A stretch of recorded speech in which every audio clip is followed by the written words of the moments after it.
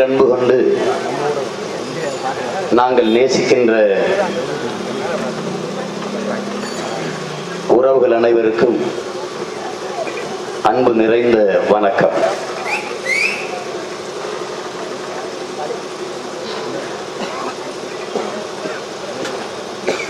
கிரேக்க மாவீரன் அலெக்சாண்டர் அவன் பெற்ற வெற்றிகளை எல்லாம் தன் நண்பர்களுக்கு பகிர்ந்து கொடுத்து விட்டு வெறுங்கையோடு நின்றார்.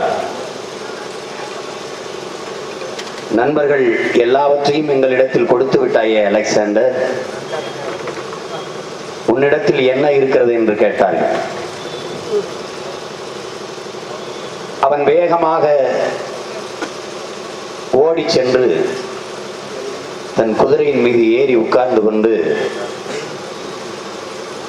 விண்ணை நோக்கி தன் கையில் இருந்த வாளை உயர்த்தி சொன்னான், என் அன்பு மக்களே, என் இடத்தில் நம்பிக்கை இருக்கிறது என்று. அந்த நம்பிக்கையில்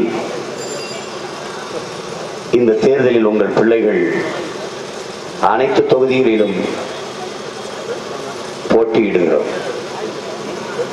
என்னிடத்தில் கேட்டார்கள், 234 தொகுதியிலும் போட்டியிடுகிறீர்களா என்று. ஆமா, அவ்வளவுதானே தமிழ்நாட்டில் தொகுதி இருக்கு, இருந்தா கூட இருந்தா அதில் போட்டிருப்போம் என்று சொன்னேன். என்ன நம்பிக்கையில போடுறீங்க சீமா என்று கேட்டாங்க. உன்னை ஒருவனாலும் தோற்கடிக்க முடியாது, உன் நம்பிக்கையில் நீ தோற்கிற வரை என்று மாவீரன் சுபாஷ் சந்திர போஸ் சொல்லுகிறார். நல்லவர்கள் கூட தோற்றதாக வரலாற்றில் செய்தி உண்டு, நம்பிக்கை கொண்டவர்கள் தோற்றதாக வரலாற்றில் செய்தி இல்லை என்று எங்கள் தலைவன் மேதகவே பிரபாகரன் கூறுகின்றார். எந்த நம்பிக்கையில்? எல்லோருக்கும் வாக்கு செலுத்தி வாழவும் ஆளவும் வைத்து அழகு பார்த்த என் அருமை சொந்தங்கள், அவர்கள் பெற்ற பிள்ளைகளை, உடன் பிறந்தவர்களை, அண்ணன் தம்பிகளை கைவிட்டு விட மாட்டார்கள் என்ற அசைக்க முடியாத நம்பிக்கையில் தான் இந்த தேர்தலில் போட்டியிடுகிறோம். என்ன திமிர் இருந்தால் சீமான் தனித்து போட்டியிடுவான், 234 போட்டியிடுவான் என்று ஏளனம் கேலி பேசியவரிடத்தில் சொன்னேன். நான் தமிழன் என்கிற பெருமிதத்திலும் திமிரிலும் தான் எல்லா தொகுதியிலும் தனித்து போட்டியிடுகிறோம். அதற்கு காரணம், எதுவரை உன் மொழி நீள்கிறதோ அதுவரை உன் நிலம், எதுவரை உன் மொழி வாழ்கிறதோ அதுவரை உன் இனம். உலகில் நிலமற்ற இனமும் நிர்வாண உடலும் அவமானகரமானது என்று எங்கள் தலைவர் மேதகவே பிரபாகரன் அவர்கள் எங்களுக்கு கற்பிக்கிறார். சொந்த நிலத்திலே எமது மொழி இல்லை, சொந்த நிலத்திலே எமக்கென்று அதிகாரம் இல்லை, அரசியல் இல்லை. எனவே எங்கெங்கெல்லாம் தமிழின மக்கள் பரவி வாழ்கிறார்களோ அங்கெல்லாம் எம் இனத்திற்கென்று ஒரு அரசியல் வலிமை வேண்டும் என்கிற அந்த பெருங்கனவோடுதான் இந்த தேர்தலில் தனித்து போட்டியிடுகிறோம்.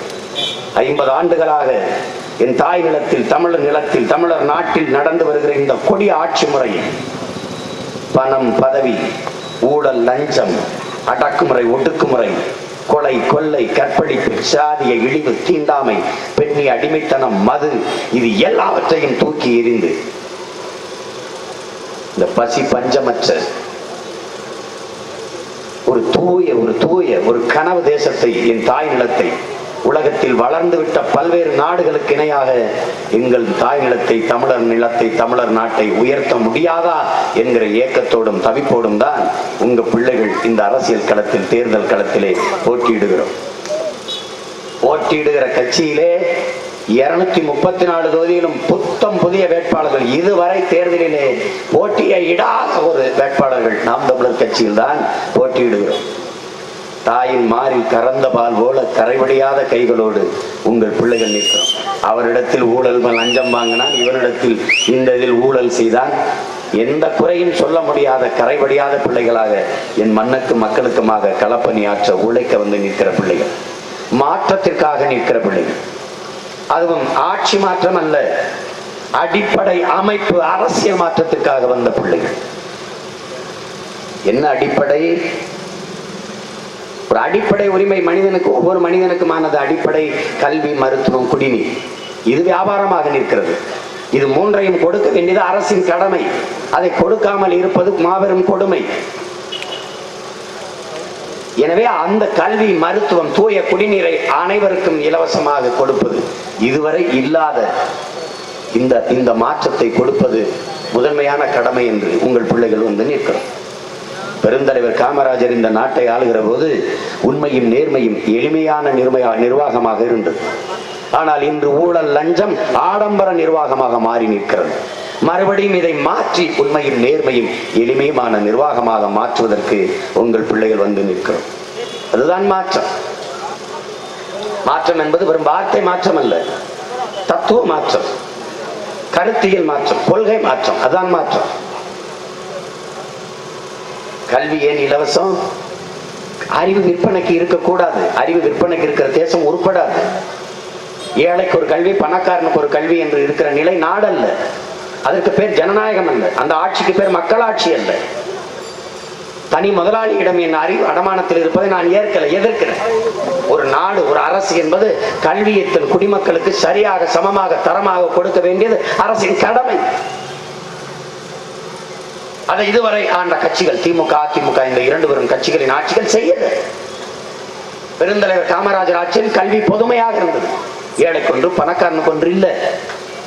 அந்த ஏழை பணக்காரன் உணர்வே பிள்ளைகளுக்குள் வந்துவிடக் கூடாது என்பதற்காக ஒரே மாதிரி உடை போட்டு படிக்க வைத்தார், சீருடை அணிய வைத்தார். அது ஆட்சி. அவருக்கு ஒரு தொலைநோக்கு இருந்தது, தொலைநோக்கு. அதனால்தான் ஏரிகளை வெட்டினார், அணைகளை கட்டினார், பாசனத்திற்கு பயன்படும், எதிர்கால பிள்ளைகள் வேளாண்மை செய்ய பயன்படும் என்று. அவர் படிக்கல, தனக்கு கிடைக்காத கல்வி பிறருக்கு கிடைக்கணும், வருங்கால பிள்ளைகளுக்கு கிடைக்கணும்னு நினைச்சு துடிச்சார். பல்லாயிரம் பள்ளிக்கூடங்களை திறந்து படிக்க வைச்சார். அதற்கு பின்னாடி வந்தவர்கள் பல்லாயிரம் மதுக்கடைகளை திறந்து குடிக்க வைத்தார்கள். இதை மாற்றணும், இதை மாற்றணும். அதுக்கு பேர் தான் மாற்றம். இங்க என்னட்ட கேட்கிறாங்க, போட்டி இந்த தேர்தலில் யாருக்கும் யாரோடுமே எனக்கு போட்டி கிடையாது. போட்டி எங்கள் தாத்தன் பெருந்தலைவர் காமராஜருக்கும் அவர் பேரன்களுக்கும் தான் போட்டி. தமிழரின் அரசியல் வரலாற்றில் நல்லாட்சியை கொடுத்தது பெருந்தலைவர் காமராஜரா அல்லது அவர்கள் பேரப்பிள்ளைகளா என்பதுதான் வரலாற்று பதிவில் வரணும். ரெண்டு பேருக்கும் தான் போட்டி. இத்தனை ஆண்டுகள்ல வந்தவன் பணம்லாம் அண்ணா ஆட்சி தருவேன் யாரும் சொல்லலையே. காங்கிரஸே இந்திரா காந்தி ஆட்சியை தருவோம் சொல்லலையே, அவர் ஆட்சியை தருவோம் சொல்லலையே. எல்லாரும் காமராஜ் ஆட்சி, காமராஜ் ஆட்சின்னு அது ஒண்ணுதான் ஆட்சியா நடந்திருக்கு. மற்றதெல்லாம் வெறும் காட்சியா தான் இருக்கு. ஆட்சி என்பது நமது முன்னோர்கள் செய்தது ஆட்சி. அது ஆட்சி என்ன? நாட்டை ஆண்ட நமது மன்னர்களே வள்ளல்களாக இருந்தார்கள். உலகத்தில் எந்த இனத்திலும் இல்லை, நம்ம இனத்துல தான் இருந்தா. பாரி, ஓரி, காரி, பேகன், ஆய், நல்லி, அதிகமான் என்று 7 வள்ளல்கள் நமது இனத்தின் முன்னோர்கள். நாட்டை ஆண்ட மன்னர்களே கொடை வள்ளல்களாக இருந்தார். அதுல ஒருவன் பேகன். அவன் போய்கிட்டே இருக்கான். ஒரு குளிர்ல அப்படி மயில் நடுங்குது, தோகை விரிச்சா ஆடுது. அது மகிழ்ச்சியில தான் ஆடுது. ஆனா நமது பாட்டை என்ன செய்யறான் பேகன்? குளிர்ல நடுங்குதோன்னு நினைச்சு போர்வையை போத்திடுறான். ஒரு மயிலுக்கு இறக்கப்பட்டு போர்வையை போத்தின ஒரு மன்னன் நாட்டை ஆளும்போது மயிலையே இவ்வளவு நேச்சவன் தன் மக்களை எவ்வளவு நேசித்து ஆட்சி நடத்திருப்பாங்கிறத நீங்க கற்பனை செஞ்சு பார்க்கணும். அதை போலதான் நமது பாட்டன் பாரி. அவன் தேர்ல போய் கொண்டிருக்கிறான். முல்லை கொடி பற்றி படர்வதற்கு கொம்பு இல்லாமல் தத்தளிக்குது. அந்த கொடிக்கு குச்சியை உண்டலாம், ஆனால் தேறி சென்ற தேரை விட்டு போனான். கொடி வாடுது என்று தேரை விட்டு போனவன் தன் குடியை எப்படி பாதுகாத்திருப்பான், தன் நாட்டு மக்களை என்பதை அறிவார்ந்த எனது சொந்தங்கள் சிந்திச்சு பார்க்கணும். அப்படிப்பட்ட ஆட்சியை செய்தவர் தான் பெருந்தலைவர் நமது ஐயா காமராஜர் என்பதை பார்க்கணும். பசிச்சு கிடந்தா பிள்ளைக்கு பாடம் மண்டையில ஏறாது. பசியோடு இருக்க பிள்ளைக்கு என்ன பாடம் ஏறும்? மதியம் ஒருவேளை நிம்மதியா சாப்பாடு போடுவோம், சாப்பிட்டு பிள்ளைகள் படிக்கட்டும்ட்டு. அதிகாரிகள் சொல்றாங்க, ஐயா அப்படியெல்லாம் எல்லாருக்கும் சோறு போட்டு படிக்க வைக்கிறதுக்கு நம்மகிட்ட காசு இல்லைன்னு.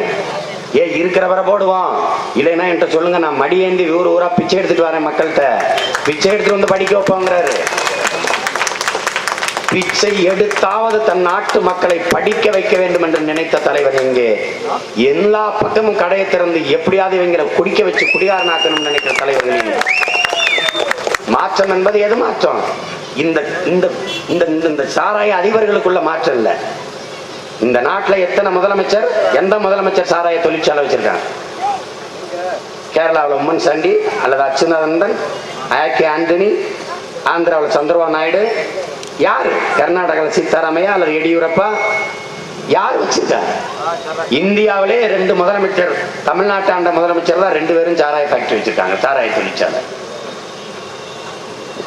இது வேற மாநிலத்தில் வச்சிருந்தா ஒரு நாள் இல்ல அரை மணி நேரம் பதவியில் இருக்க முடியாது, கீழே இறக்கிடுவான். ஆனா மான தமிழ் மக்கள் இதையும் மறந்துட்டு மாறி மாறி இந்த ரெட்டலைக்கும் உதயசூரியனுக்கு, ரெட்டலைக்கும் உதயசூரியனுக்கும் கேட்டா பழகிருச்சப்பாங்க. பல வருஷமா குடிக்கிற ஒருத்தனை போய் விட்டுறப்பா அப்படின்னா பழகிருச்சுன்னு. அந்த போதக்காரனுக்கு இந்த போதக்காரனுக்கு என்ன வித்தியாசம் இருக்கு? மாற்றம் என்பது சின்னம், கட்சி, தலைமை எல்லாத்தையும் மாத்திரதான் மாற்றம். அதான் மாற்றம். புரட்சினா புரட்டி போடுறது. இன்னைக்கு இருக்கிறது நாளைக்கு இருக்காது, நாளைக்கு இருக்கிறது இன்னைக்கு இருக்காது, இன்னைக்கு இதை எல்லாத்தையும் மாத்திரதான் புரட்சி. நேற்று இருந்தது இன்னைக்கு இல்ல, இன்னைக்கு இருக்கிறது நாளைக்கு இல்ல, இதுக்கு பேர் தான் புரட்சி. இதுவரை இருந்த திமுக அதிமுக நாளைக்கு இருக்காது, அதுக்கு பேர் தான் புரட்சி. புரட்சினா பெரிய கரும்பாறை, ஒரு சின்ன கடப்பாறை, அதை கொண்டு புரட்டி போடுகிற முயற்சி தான் புரட்சி. இந்த கருணாநிதியை வீழ்த்திட முடியுமா? திமுக பெரிய கட்சி ஆயிடுச்சு, அதிமுக பெரிய கட்சி ஆயிடுச்சு, பிறக்கும் போதே பெரிய கட்சியா பிறந்துச்சா என்ன? அடர்த்தியா கூடி இருக்கிற எனது இன சொந்தங்கள் செய்த தவறுதான் உங்க பிள்ளைங்க வந்து கத்திக்கிட்டு இருக்கோம். மாறி மாறி 50 ஆண்டுகளா ரெட்டலை உதயசூரிய, ரெட்டலை உதயசூரிய, ரெட்டலை உதயசூரியன். அதுக்கு போட்டு போட்டு கடைசியா என்ன சாதிச்சிட்டீங்க? என்ன சாதிச்சிட்டீங்க? உங்க பிள்ளைகளை 5க்கும் 10க்கும் அரிசிக்கும் பருப்புக்கும் வேட்டிக்கும் சேலைக்கும் மிக்சிக்கும் கிரைண்டருக்கும் பிச்சை எடுக்க விட்டுட்டு போயிட்டீங்க. இன்னும் குடிக்க தண்ணி வச்சிருக்கீங்களா? எங்களுக்கு குடிக்க தண்ணி என் தாத்தையும் ஏரியில குடிச்சான், எங்க அப்பையும் குழாயில குடிச்சான், நாங்க போத்தல குடிக்கிறோம். எங்க பிள்ளை எதுல குடிக்கும்? இவன் குறவழியாவது கடிச்சு ரத்தம் தான் குடிக்கும். தண்ணி எங்க இருக்கு?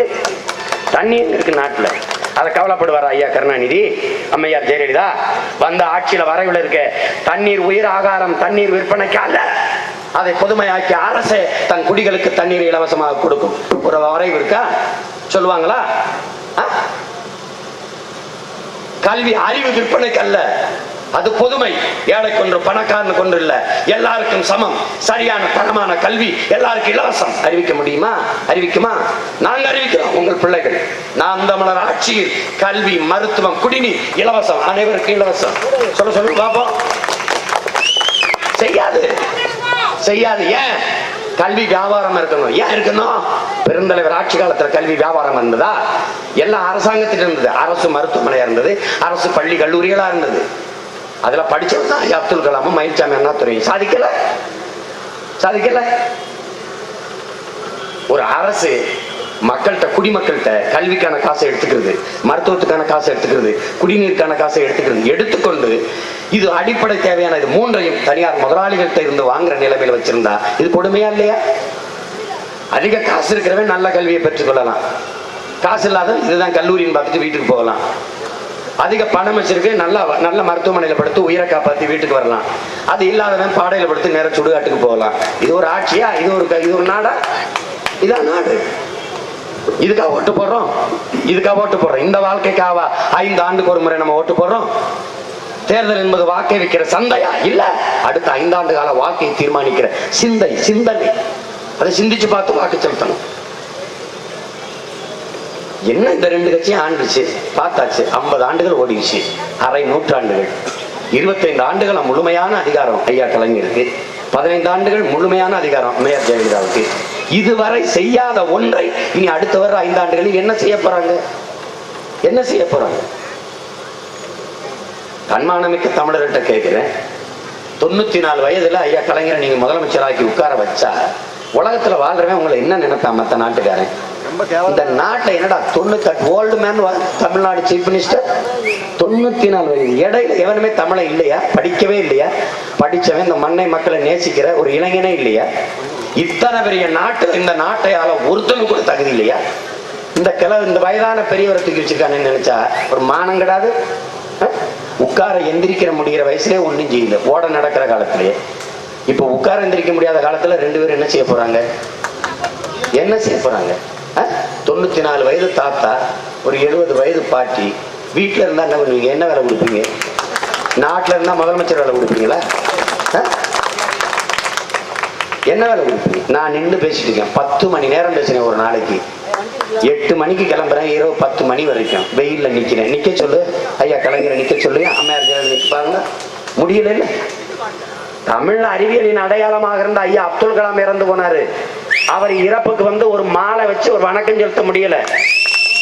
இந்தியாவில் இருக்கிற எல்லா மாநில முதலமைச்சர்கள் வந்தான், எல்லா மாநில முதலமைச்சர்கள் வணக்கம் செலுத்தினாங்க.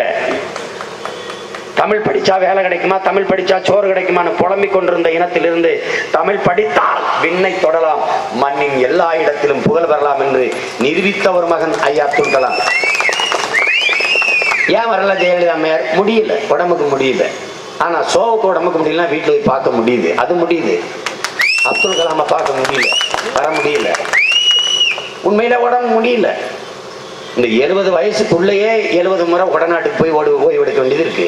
இந்த 70 இருந்து 75 வயசு வரைக்கும் நீங்க முதலமைச்சரா தேர்ந்தெடுத்தா ஆட்சி நிர்வாகம் தமிழ்நாட்டில் நடக்குமா கொடநாட்டில் நடக்குமாங்கிறது நீங்க முடிவு பண்ணணும். ஓய்வு வேணும்னு கேட்கிறவங்களுக்கு ஓய்வு கொடுப்பீங்களா? உங்களுக்கு கருணை இல்லை, உங்களுக்கு ஈவு இறக்கம் எதுவுமே கிடையாது. அன்பும் கருணையும் உடைய தமிழின மக்கள் முடியலங்கிறவங்களை கூப்பிட்டு இன்னும் ஒரு தடவை முதலமைச்சர் ஆண்டுங்க. உங்களுக்கு ஆள் இல்ல, வேற ஆள் இல்லையா? மாத்தணும். யார் மாத்துறது? நானா? ஒவ்வொருத்தரும் சேர்ந்து மாத்தணும். தெரிஞ்சு போச்சுல்ல, எங்க பார்த்தாலும் ஊழல், எதுல பார்த்தாலும் லஞ்சம், எங்கும் மது. நம்ம கிட்ட மது கடையில மூடுங்கன்னு போராடும் போது என்கிட்ட கேட்டதுங்க என்ன தெரியுமில்ல, ஐயா கலைஞர் சொன்ன காரணம் தெரியுமில்ல உங்களுக்கு, மது சாராய கடையை மூடுங்கன்னு. சுத்தி நெருப்பெறிந்து கொண்டிருக்கும் போது தமிழ்நாட்டில் மட்டும் கற்பூரம் இருந்தா, தமிழ்நாடு மட்டும் கற்பூரமா இருக்கான், சுத்தி நெருப்பெறி தான், பட்டுன்னு பத்திக்கிறோமா. இப்ப வந்தவனே மூடுறேங்கிறீங்களே, சுத்தி நெருப்பறிங்களே, இந்த கற்பூரத்துல நீ எச்சு தூக்கி வச்சிருவீங்களா? பத்திக்கிறாம இருக்கிறீங்க, என்ன பண்ணுவீங்க? கால கொடுமை. எப்படி வேணாலும் சந்தர்ப்பத்துக்கு ஏற்ப பேசுறது இல்ல. இந்த கடையில மூடிட்டா கள்ளச்சாராயம் வந்துடும். பெருந்தலைவர் காமராஜர் காலத்துல சாராய கடை இல்ல, கள்ளச்சாராயம் குடிச்சு செத்தவன் எத்தனை ஒரு பட்டியலிடுனா வாய்ப்பதில் இல்லை. அப்ப இந்த கடையை மூடிட்டா கள்ளச்சாராயம் வந்துடும் சொன்னா அங்கங்க கற்பழிச்சு கொள்றான். 60 வயசு கிளவியும் கொள்றான், 6 வயசு பிள்ளைங்க பிடிக்கிறான். அதுக்காக விபச்சார விடியை திறந்து விடலாமா? வாய முடியல. ஏய், அது இது வந்துரும்னு காரணம் சொல்லி கூடாது, வரக்கூடாது. அதை தடுக்கத்தானே காவல்துறை, அதுக்குத்தானே உளவுத்துறை. சாராயம் காய்ச்ச விடாம தடுக்கணும்ல. இப்ப 2 பேருமே வந்தா கடைய மூடுறீங்களே, கள்ளச்சாராயம் வராதா? இந்த கற்பூரம் பத்திக்கிறாதா? பேசு. அது எப்ப பேசுறாங்க? தேர்தல் வரும்போது பேசுறாங்க. இந்த மது குடிச்சு 2 லட்சம் பேர் செத்துருக்கான், 2 லட்சம் பேர் தாலி அறுத்திருக்கான். யாரு? இவங்கதான் மேடையில தாலிக்கு தங்கம் கொடுத்தேன். எவ்வளவு அரப்பவன் தாலிக்கு தங்கம் கொடுத்தோம். அரப்பவனு கூட வாங்கி பொண்டாட்டி கழுத்துல தாலி கட்ட முடியாது, அவனுக்கு ஒரு பொண்டாட்டி இருக்குது. எதுக்கு பொண்டாட்டி? அரப்பவன் தாலி கொடுத்தோம், தாலிக்கு தங்கம் கொடுத்தோம். அப்புறம் குடிக்க வச்சு 2 லட்சம் பேரை கொண்டு அந்த தாலியை நாங்களே அத்தோம். அதையும் பதில் சொல்லணும்ல. ஐயா கலைஞர் விவசாயிகள் மேல ரொம்ப அக்கறையான திடீர்னு சொல்றாரு, விவசாயிகள் கடனை தள்ளுபடி செய்யும். போன தடவையும் தள்ளுபடி செஞ்சாரு, மறுபடியும் கடனாளி ஆயிட்டான்.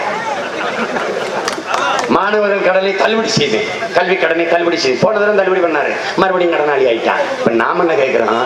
என் விவசாய கடனாளி ஆக்குனது யாரு? என் கல்வியை அறிவை கடன் வாங்கி நான் படிக்கிற நிலைமையில் வைத்தது யார்? அந்த ஆட்சியார்? பதில் இல்லை. என்ன சொல்றாரு? விவசாயிகள் தற்கொலை பண்ணி சாகுறாங்க, செய்தி வருது. சொல்றாரு, தயவு செய்து விவசாயிகள் தற்கொலை பண்ணி சாகாதீர்கள், நான் கொலை செய்யறேன். யாரும் தற்கொலை பண்ணி சத்துறாரு. ஒரு கொடுமை.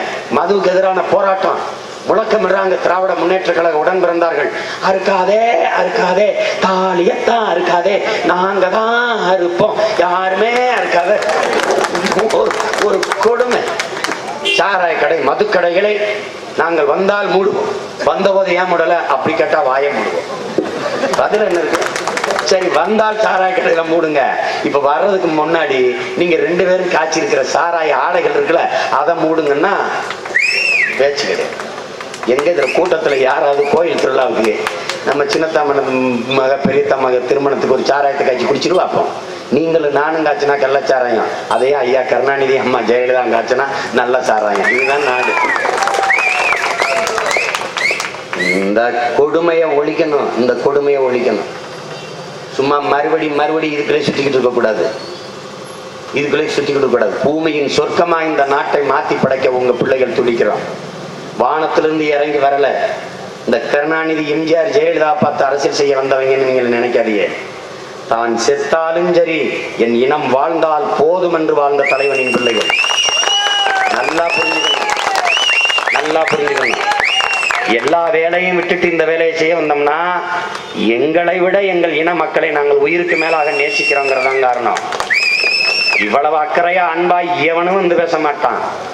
எந்த நாங்க தலைவர்கள், தொண்டர்கள், வேட்பாளரா வரல, உங்கள் பிள்ளைகளா உடன் பிறந்தவர்களா வந்து நிக்கிறோம். நான் ஓட்டு கேட்டு வரல, என் இனத்தின் உரிமையை கேட்டுதான் வந்து நிக்கிறேன். நாங்கள் கேட்பது வாக்கல்ல, என் இனத்தின் எதிர்கால தலைமுறையின் வாழ்க்கையை கேட்டு கையேந்தி நிக்கிறோம். இதை புரிந்து கொள்ளணும் என் அன்பிற்குரிய சொந்தங்கள், என் அருமை பெற்றோர்கள், என் உயிருக்கு மேலாக நான் நேசிக்கின்ற என் உடன் பிறந்தவர்கள். எண்ணற்ற கொடுமைகளை, துயரங்களை அனுபவித்துக் கொண்டிருக்கிறோம். குடிக்க நீர் இல்லை நமக்கு. உறிஞ்சி வித்து கொண்டிருக்கிறான், உறிஞ்சி வித்து கொண்டிருக்கான். நுட்பமாக கவனிக்கணும். அந்நிய நாட்டு முதலாளிகள் கொக்கோ கோலா கம்பெனி, கார் கம்பெனின்னு பல லட்சக்கணக்கான கோடி லிட்டர்களை தண்ணியை கொண்டு போயிட்டு இருக்கான். தாயின் மார்ல பால் குடிக்கலாம், அது இயற்கை யதார்த்தம். ஆனால் மாற அறுத்து ரத்தம் குடிப்பது எவ்வளவு கொடுமையோ அப்படி நம் பூமி தாயின் மாற அறுத்து ரத்தத்தை கொண்டு போறான். கவனமா இருக்கணும். இது நம்ம தலைமுறையில நம்ம கடையில வாங்கி குடிச்சிட்டு செத்து போயிடுவோம்னு நினைக்க கூடாது. அது போனமான குளிவாட்ட கூட தண்ணி கிடைக்காது. நல்லா கவனிச்சுக்க.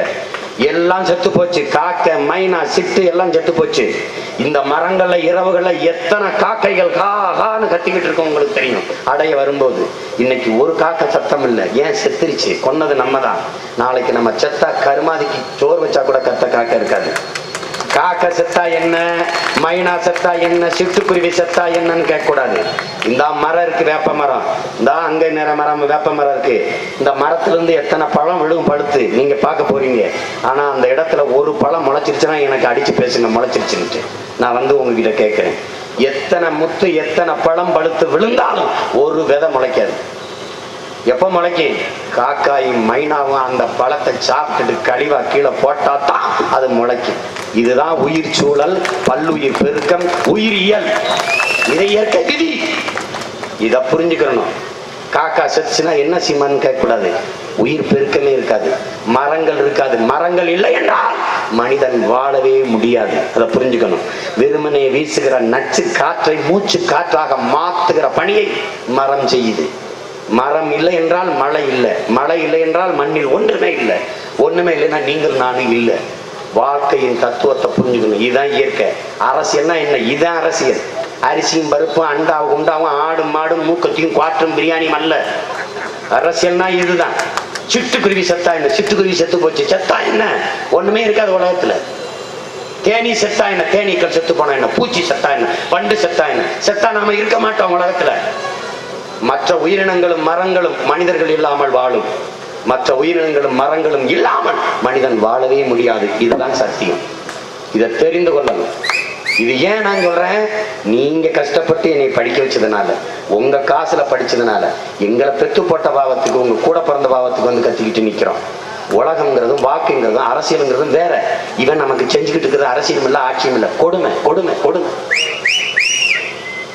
இதை புரிந்து கொள்ளணும். தேனீக்கள் செத்து போகுது. தேனீக்கள் செத்து போனா என்ன செய்யுமான்னு நினைக்கலாம் நீங்க. தேனி, ராணி தேனி கட்டளையிட்டவனே எல்லா தேனியும் கிளம்பி போகுது தேனெடுக்க. பருத்தி, மிளக, கத்திரிக்காய், தக்காளி எல்லா பூவிலையும் போய் உட்காந்து தேனை குடிக்குது. குடிச்சிட்டு அங்க அடிச்சு வச்ச பூச்சி மருந்து, அங்க கீழே போட்ட பாக்டம்பாஸ் 60, 20 பொட்டாசியம் பொட்டாசியம் எல்லாம் யூரியா விஷமா ஏறி அந்த பூவுல தேனுக்கு பதிலாக விஷம் ஏறிடுது. அந்த பூவில் போய் அதை குடிச்சவன மயங்கிடுது தேனி.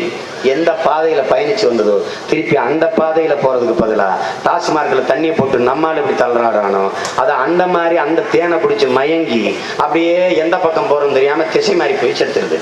ராணி தேனி காத்து காத்து காத்து இருந்துட்டு ஒரு தேனியும் திரும்பி கூட்டு வராம அதுவும் செத்துருது. தேனீக்கள் இனம் செத்துருது. தேனீக்கள் இனம் செத்தா என்ன செய்யுமான்?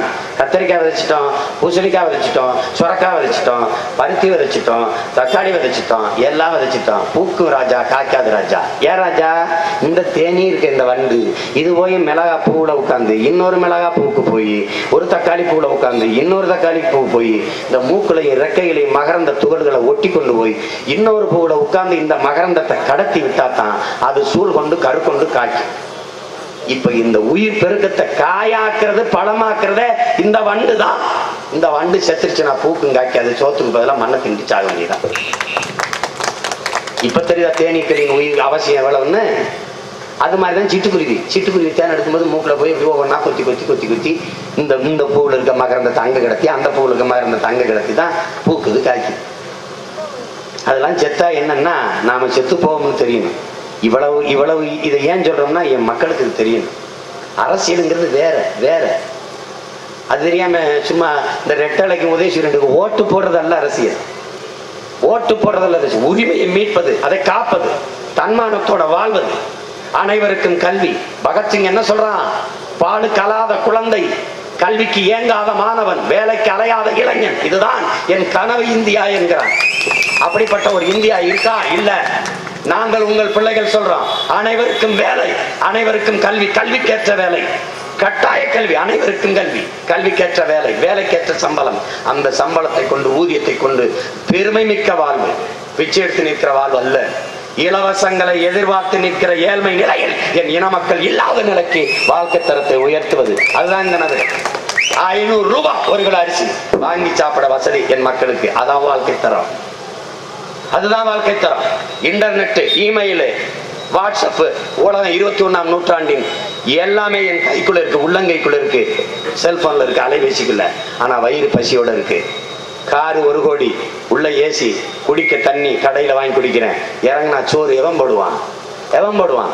எல்லாரும் நினைக்கிறான் லட்சக்கணம் பல கோடியை என் பிள்ளைக்கு வங்கியில போட்டுட்டு பேங்க்ல போட்டு போறேன், அவன் பத்திரமா சாப்பிடுவான்னு. பேங்க் பணம் வட்டி கொடுக்கும், சாப்பிட ரொட்டி கொடுக்காது என்பதை அன்பு மக்கள் புரிந்து கொள்ளணும். அதை யாரு கொடுப்பா? நிலத்துல யாரு கொடுப்பா? உழைக்கிற உழவன் செத்தான்னா முடிஞ்சு.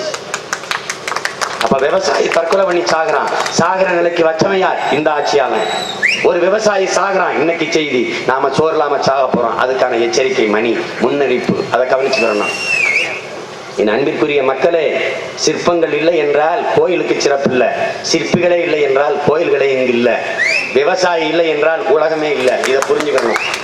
எல்லாரும் மனிதர்கள் செய்யற தொழிலை செய்யறோம், விவசாயி மட்டும்தான் தெய்வத்தின் தொழிலை செய்யறான். அமெரிக்கா அதிபர் ஒபாமா இருந்தாலும் ஒரு கையெழுத்துக்கு காய்கறி விளைஞ்சு வராது. எங்க ஆத்தாலும் அப்பனும் ஏழை விவசாயி நிலத்துல இருந்து உழுது விளைச்சாதான் வரும். இதை புரிந்து கொண்டு இதற்கான அரசியல் எங்க இருக்கு? எனக்கு பிறகுதான் எல்லாரும் பேசுறான். இலவசங்கிற அறிக்கை ஏன் வரல? நான் இலவசத்தை ஒழிப்பேன்னு தேர்தல் ஆட்சி வரைவில் கொடுத்துருவேன். தெருவா கத்துற இலவசம் கொடுக்கறத அதுக்கு எனக்கு பயந்துகிட்டு ஜெயலலிதா அம்மையார் விலை இல்லாம அடிக்கணி நின்னாங்க, இலவசங்கிற வார்த்தையை தூக்குனாங்க. ஏன் தினம் திட்டுறான்? என்ன திட்டுறேன்? ஆறுதல்களால் பயிர்கள், ஆறுதலால் காயங்கள் ஆறாது, அழுவதனால் எதையும் அடைந்து விட முடியாது, தூறல்களால் பயிர்கள் விளையாது, என் தேசத்தை நாசமாக்கிய ஒரே சொல் இலவசம் என்று எங்கள் ஐயா குன்றக்குடி அடிகளார் சொன்னார். அதனால இலவசத்தை நாங்கள் ஒழிப்போம். இலவசம் தமிழனின் தன்மானத்திற்கான இழுக்கு. இலவசம் பெற வேண்டிய நிலையில் இல்லாது என் மக்களின் வாழ்க்கை தரத்தை உயர்த்துவோம். அதுக்கு என்ன வழி? எல்லாருக்கும் வேலை. படித்தவர் படிக்காதவர் அனைவருக்கும் அரசாங்க வேலை. இனி படிக்காதவர்களே இல்லை என்ற நிலையை உருவாக்குவது அடுத்த வேலை. எல்லாருக்கும் எப்படி சீமான் வேலை கொடுப்பேன்? நான் தான் வேளாண்மையை தேசிய தொழிலாக்கி அரசு பணியா மாத்திர போறேன். இந்த இடத்துல சிவகாசியில இருக்கிறவங்க வெளியில வர வேண்டியது இல்லை, இங்கே இருந்த எல்லா வேலையும் உனக்கு நான் தந்துறேன்றேன். இங்க எல்லாம் தமிழ் தேசியம் பேசுறான், சீமான் தமிழ் தேசியம் பேசுறான். என்ன தமிழ் தேசியம்னு உங்களுக்கு தெரியல. சீன பட்டாசு வேணாம், சிவகாசி பட்டாசே போதும், பாதிக்கப்படும். இது புரியாம சீன பட்டாசு வரக்கூடாது, எங்களுடைய வாழ்க்கை வாழ்வாதாரம் பாதிக்கப்படும், அதை நம்பி இருக்கிற பல லட்சக்கணக்கான குடும்பம் பாதிக்கப்படும். எங்கள் சிவகாசி பட்டாசை போதும் என்று போராடுவதுதான் தமிழ் தேசியம். ஜல்லிக்கட்டுக்கு தடை போட்டது இந்திய தேசிய அரசியல். ஜல்லிக்கட்டு தடை நீக்கி நடத்தணும், அது தமிழ் தேசிய அரசியல். இதுதான் அரசியல். இது ரெண்டு இது புரிஞ்சுக்கணும். என்னமோ நான் வேற ஏதோ ஒரு வேண்டாத வேலையை செய்யணும்னு நினைக்க கூடாது. சில்லறை வர்த்தகத்தில் அந்நிய முதலீடு கூடாதுங்கிறான். ஏன்? 2 கோடி வியாபார மக்கள், என் இன மக்கள் செத்து போயிடுவான்னு தான் அந்த போராட்டம் தான் தமிழ் தேசம். கச்சத்தீவை கொடுத்ததுதான் காங்கிரசும் சொல்லுது, பாரதிய ஜனதாவும் சொல்லுது. இது தேசிய அரசியல், இந்திய தேசிய அரசியல். கச்சத்தீவை திருப்பி எடுத்தே ஆக வேண்டும், நாம போராடுறோம், அது தமிழ் தேசிய அரசியல். இவ்வளவுதான் எளிமையா. இதுதான் கருத்து. இதை புரிஞ்சுக்கணும். இப்ப சீன பட்டாசு வேணாம், சிவகாசி பட்டாசு வேணும். இதுதான் தமிழ் தேசியம். இந்த தேசியம் தான் உங்கள் பிள்ளைகள் முன்னெடுக்கிற அரசியல். கூடுதலா ஒரு உரிமை கேட்கிறான், தமிழர் நாட்டை தமிழர் தான் ஆளணுங்கிறான். ஆண்டா ஆண்டா இந்த ஜல்லிக்கட்டுக்கு தடை வந்திருக்காது, சிவகாசி பட்டாசுக்கு எதிராக சீன பட்டாசு நுழைஞ்சிருக்காது, கச்சத்தீவு பறி போயிருக்காது. உங்களுக்கு புரியுதுன்னு நினைக்கிறேன். அதனாலதான் மான தமிழ் மகன், மண்ணின் மகன், அவன் முதலமைச்சர் ஆகணும்னு நினைக்கிறான். மற்ற மாநிலத்துக்கெல்லாம் பெத்தனை அப்பனா இருக்கான். கேரளாவுக்கு, கர்நாடகாவுக்கு, அங்க ஆந்திராவுக்கு, மகாராஷ்டிராவுக்கு, குஜராத்துக்கு, பீகாருக்கெல்லாம். தமிழனுக்கு மட்டும் தமிழனுக்கு 50 ஆண்டுகளா அடுத்தவனே மற்றவனை ஏத்து விட்டுக்காரனே அப்பனா இருக்கான். இந்த மற்றவன் ஏத்து விட்டுக்காரன் அடுத்து விட்டுக்காரு. கன்னட ஆண்டுட்டான், வாழ்ந்துட்டான் தமிழன். மலையாளி ஆண்டுட்டான், வாழ்ந்துட்டான் தமிழன். தெலுங்கு ஆண்டுட்டான், வாழ்ந்துட்டான் தமிழன். ஒரே ஒரு முறை உங்க பிள்ளைய, பச்சை தமிழ் பிள்ளைய இந்த நாட்டை ஆளுறான். ஒரு தடவை தான் வாழ்ந்து பாருங்களேன் எப்படி இருக்கு வாழ்க்கைன்னு. பூமியின் சொர்க்கமாக என் தாயகத்தை, என் தமிழ் நிலத்தை, என் நாட்டை உயர்த்தி காற்றமா இல்லையான்னு பாருங்க. கல்வியில சிறந்த நாடா இன்னைக்கு தென்கொரியா, அடுத்த நாடா ஜப்பான், அதற்கு அடுத்த நாடா சிங்கப்பூர், அதற்கடுத்த நாடா ஹாங்காங், அதற்கு அடுத்த நாடா பின்லாந்து. உலகத்தில் 5 தலை சிறந்த நாடுகள் கல்வியில். இந்த 5 நாடுகள், இந்த 5 நாடுகளை விட தலை சிறந்த நாடா என் நாடு தமிழ்நாடை மாற்றி படைக்கிறமா இல்லையான்னு பாருங்க. உலகத்தில் இருக்கிற மிகப்பெரியவன் எல்லாம் தமிழ்நாட்டில் மருத்துவம் செய்து கொள்வதற்கு வர சூழலை உருவாக்குறமா இல்லையான்னு பாருங்க. தூய குடிநீர் இலவசம், பாதுகாப்பான சுற்றுச்சூழல், சுத்தமான சுவாசத்துக்கு காற்று, நடக்க சரியான பாதை, தடையற்ற மின்சாரம், 1 யூனிட் மின்சாரம் 25 காசு. எல்லாத்தையும் சாதிக்க முடியும் எப்போ? நமக்கான அதிகாரத்தை நாம் நிறுவும் போது. இது மறுபடியும் ஜெயலலிதா கருணாநிதி அதிகாரமானார். அவரை சார்ந்த அம்மையார் சசிகலா, அவர் குடும்பம், கருணாநிதி ஐயா, அவரின் மனைவி, பிள்ளைகள், பேரன்கள், அவர்களுக்கான அதிகாரம். நீங்க ஒரு முறை இரட்டை மெழுகுவர்த்திக்கு வாக்கு செலுத்தினால் அந்த அதிகாரம் முன்னே திறந்து நிற்கிற தமிழ் மக்களுக்கான அதிகாரம், என் இன மக்களுக்கான அதிகாரமாக மாறும். அதிகாரம் மிக வலிமையானது என்று அண்ணல் அம்பேத்கர் சொல்லுகிறார். அந்த அதிகாரம் மக்களுக்கானது என்று நாங்கள் சொல்லுகிறோம், உங்கள் பிள்ளைகள். எனவே அன்பிற்குரிய சொந்தங்களே, வாக்கு என்பது நமது உரிமை, அதை விற்கக்கூடாது. மதிப்பிற்குரிய நமது ஐயா தெய்வ திருமகன் பசும்பொன் முத்துராமலிங்க தேவர் சொல்கிறார்கள், ஓட்டுக்கு பணத்தை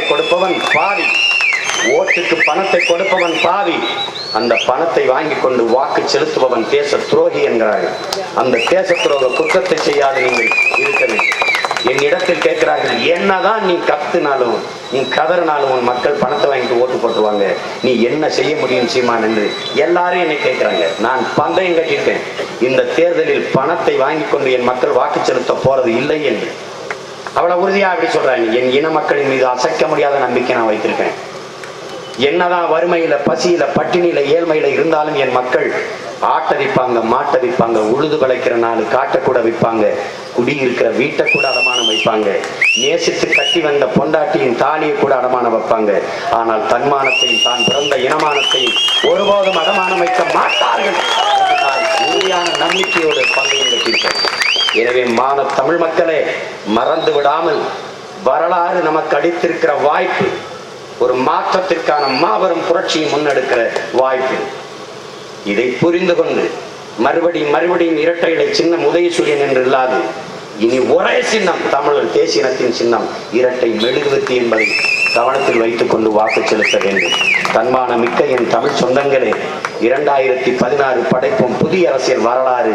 இது மாற்றத்திற்கான எளிய மக்களின் புரட்சி எப்போதும் வெல்லும். அதை நாளை மலரும் நமது அரசு சொல்லும்.